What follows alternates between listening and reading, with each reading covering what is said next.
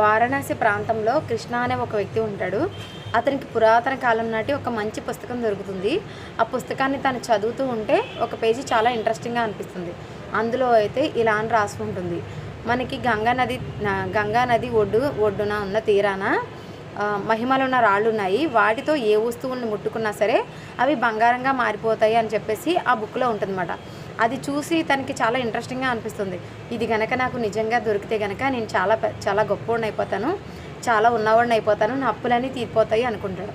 అనుకుని వెంటనే గంగానది ఒడ్డునకి వెళ్ళి అక్కడున్న రాళ్ళన్నీ కూడా తను ప్రయత్నిస్తాడనమాట, వెతుకుతాడు, ఎక్కడ కనిపించదు. ఒక వారం రోజుల పాటు ఈ కృష్ణ అనే వ్యక్తి అక్కడ ప్రయత్నిస్తూనే ఉంటాడు, ఎటువంటిది దొరకదు. అయినా సరే తను ఎట్టి పరిస్థితుల్లో తన ప్రయత్నాన్ని విరమించకుండా మళ్ళీ ప్రయత్నిస్తూనే ఉంటాడు. అలా 2 వారాలు గడుస్తుంది, అయినా ఏమీ దొరకదు. అయితే తనకి ఈలోపు ఒక అలవాటు అవుతుందన్నమాట. అక్కడ ఉన్న ప్రతి రాయి తీసి మహిమలు లేవని తెలుసుకొని అక్కడున్న నదిలోకి వెంటనే ఇసిరేస్తూ ఉంటాడు. ఇలా ఈ 2 వీక్స్ అయిన తర్వాత కూడా తను అదే రోజు చేస్తూ ఉంటాడు. అలా వెతగ్గా ఒకరోజు నిజంగానే మహిమలు ఉన్న రాయి అయితే తన చేతికి దొరుకుతుంది. కానీ తను అది గుర్తించేలోపే ఈ రాయిని అయితే నదిలోకి అయితే విసిరేస్తాడు. తను చాలా బాధపడతాడు, ఇంత కష్టపడి వెతికి నా చేతులతో నేనే దీన్ని పడేశానని చెప్పేసి చాలా బాధపడతాడు.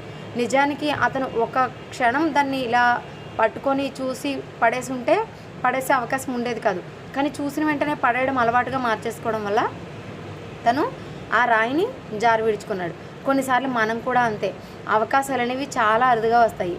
దాన్ని మనం చిన్న నిర్లక్ష్యంతో కనుక చేజార్చుకుంటే మళ్ళీ రావడం చాలా కష్టం. సో చిన్న కథ మీకు నచ్చినట్లయితే లైక్ చేసి సబ్స్క్రైబ్ చేసుకోండి.